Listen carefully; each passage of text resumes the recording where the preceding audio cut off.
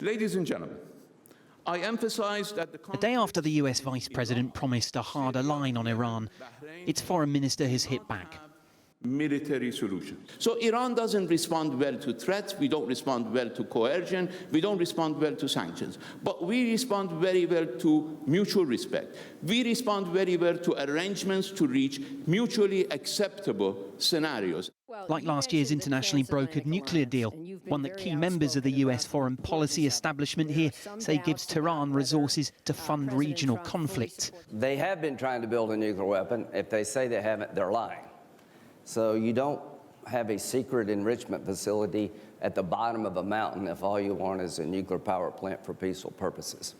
So Iran needs to pay a price also for taking the sanctions money and using it not to build roads, bridges, and hospitals, but destabilize the Mideast.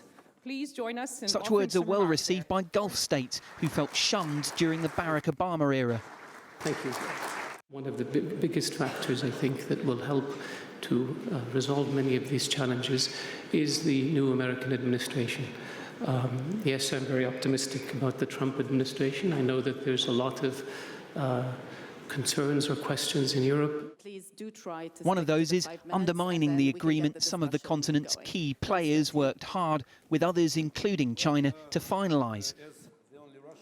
Iran is also an important regional ally of Russia, though, and the Trump administration has said it wants Moscow's help with one of its key foreign policy priorities, and that is defeating ISIS. Turkey says it has proposed more US boots on the ground in Syria to replace US-backed Kurdish fighters it deems a threat. How the Russians would respond isn't clear, though through the week, hopes of finding common ground quickly have receded.